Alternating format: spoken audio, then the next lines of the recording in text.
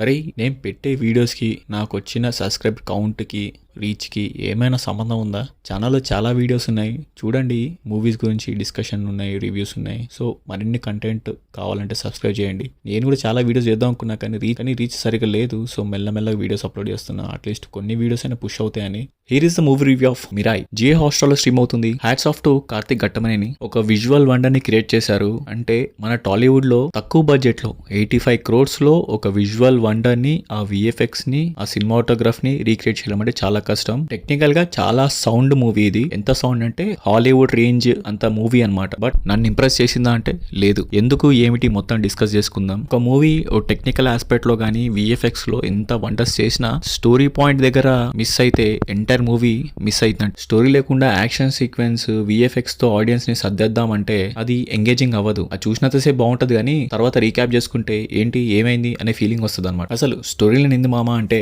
అశోకుడు కళింగ యుద్ధం తర్వాత తన వల్ల ఇంత విధ్వంసం జరిగిందని తన శక్తులని 9 గ్రంథాల్లో భద్రపరుస్తారన్నమాట. ఆ 9 గ్రంథాలని 9 యోధులకి ఇచ్చి వాళ్ళని కాపాడమని చెప్తాడు. కట్ చేస్తే ప్రెసెంట్ లో అన్ని గ్రంథాలని చేయించుకొని తను ఒక భగవంతుడిలాగా అవ్వాలనుకుంటాడు మన మంచు మనోజ్. కానీ 9వ గ్రంథం మాత్రం అంబిక అంటే మన శ్రేయ దగ్గర రక్షకంగా ఉంటుంది. తన కొడుకునే ఒక రక్షంలా వాడి ఆ గ్రంథాన్ని కాపాడాలనుకుంటుంది. అంబిక కొడుకు మేధ యోధాగా ఎలా మారాడు, రాముడు విల్లుని మిరాయిగా తనకి ఎలా చేరింది. సో ఇంతకీ మంచు మనోజ్ 9 గ్రంథాలు తీసుకున్నాడా లేదా, మంచు మనోజ్ కి శ్రేయకి మధ్యలో జరిగిన కాన్ఫ్లిక్ట్ ఏంటి. సో ఇలా సిరీస్ ఆఫ్ ఈవెంట్స్ మీద మూవీ రన్ అవుతా ఉంటది. ఇప్పుడు మనం ఇంకొంచెం డీటెయిల్ గా మాట్లాడుకుందాం మూవీ గురించి. సో స్టార్టింగ్ అశోకుడు కళింగ యుద్ధం అని చెప్పి బుక్స్ అని చెప్పి గ్రంథాల్లో భద్రపరచడం చాలా నీట్ గా సెటప్ స్టార్ట్ అయింది. చాలా నీట్ గా శ్రేయ అనేవి చూపిస్తుంటారు. ఎప్పుడైతే మన హీరో ఇంట్రడక్షన్ స్టార్ట్ అవుతుందో అప్పుడు కల్కి సిడి ప్లే చేస్తారనమాట. సో అప్పటి నుంచి మొత్తం విజువల్ గా ఫైట్స్ వావ్ మూమెంటే తప్ప విఎఫ్ఎక్స్ ఆ సినిమా గ్రాండియర్ తప్ప స్టోరీలో ఎప్పుడు ఎంగేజ్మెంట్ అనిపించలేదు నాకైతే. తీసుకున్న పాయింట్ చాలా చిన్నది కానీ దాంట్లో ఇన్బిల్ట్ చేసిన సీక్వెన్సెస్ ఫైట్ యాక్షన్ ఆ విఎఫ్ఎక్స్ మాత్రమే ఎంజాయ్ చేస్తాము. అది అయిపోగానే మళ్ళీ ఇంకేముంది స్టోరీ అనిపిస్తుంది మళ్ళీ మనకి. సో అక్కడ నాకు డిస్కనెక్ట్ అయిపోయింది అనమాట.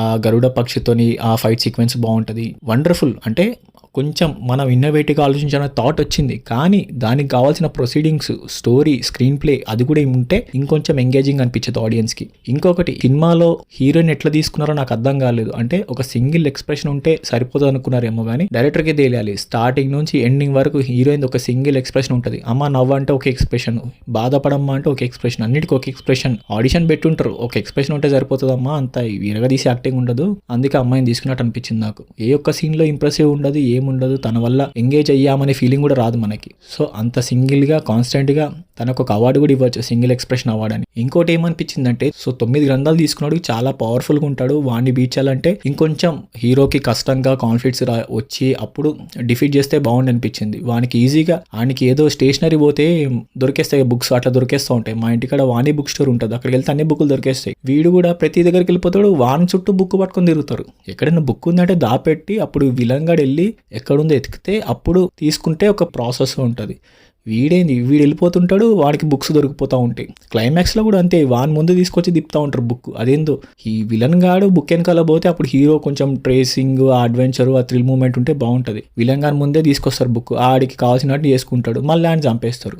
9 బుక్స్ ఆయనకి చంపడు, అమరం ఉంటుంది అది అంటారు. వాడిని చాలా సింపుల్గా చంపేస్తారు. ఆ పాయింట్లు ఏందో, ఆ స్టోరీ ఏందో, ఆ స్క్రీన్ ప్లే ఏందో అర్థం కాదు మనకి. అది కార్తిక్ ఘట్టమనేనికి అర్థం అవ్వాలి. ఓకే యాక్సెప్టెడ్, కళింగ యుద్ధం అశోకుడు 9 గ్రంథాలు ఉన్నాయి అనుకుందాం. కాకపోతే హీరోకి ఎటువంటి కాన్ఫ్లిక్ట్ ఉండదు. మదర్ సెంటిమెంట్ అంటారు, అక్కడ అంత ఇంప్రెసివ్ అనిపించలేదు, ఎమోషనల్ డ్రామా పండలేదు. సో హీరోనే జస్ట్ నార్మల్ మనిషి కాకుండా, ఎందుకంటే ఒక రాక్షసుడిని అంటే 9 గ్రంథాలు ఛేదించినోని చంపాలంటే అవతల సైడ్ ఇంకొంచెం పవర్ఫుల్ క్యాండిడేట్ సంథింగ్ ఇంకేదో ఉండాలి. ఒక మిరాయి ఉంటే సరిపోదు, వాడిలో కూడా ఇన్బిల్ట్ క్వాలిటీస్ ఉండడం. నాకేమనిపిస్తుంది అశోకుడే రీబర్త్ అయి బుట్టి సంథింగ్ ఇంకోలాగా, అంటే వాడు అనుకుండేంటి వాడి ఉన్న శక్తుల వల్ల యుద్ధం ఇంత జరిగిందనే ప్రాసెస్ వచ్చినప్పుడు హీరో కూడా ఒక రీబర్త్ అనే పాయింట్ తీసుకుని ఉంటే ఇంకొంచెం ఎంగేజింగ్ అనిపించేది. అంటే సామాన్యుడిని తీసుకొచ్చి వానికి మిరాయి ఒక స్టిక్ ఇచ్చేసి వాడే డిఫీట్ చేసేస్తాడంటే అదంత కన్వీనియంట్ గా అనిపించలేదు నాకెందుకో. సినిమాలో ఇట్లాంటి సాంగ్స్ ఉండవు, ఏముందిరా అంటే అంతసేపు స్టోరీ లైన్ ఉందంటే అది కూడా ఉండదు. ఓన్లీ యాక్షన్ సీక్వెన్స్, ఆ ట్రైన్ సీక్వెన్స్, గరుడ సీక్వెన్స్, ఆ సౌండ్ ఒక సీక్వెన్స్, సీక్వెన్స్ 2-3 సీక్వెన్స్లు వేసుకొని సినిమా మొత్తం తీయడానికి ట్రై చేశారు. సో కాసేపు కల్కి ప్లే అవుతుంటది, కాసేపు మనకి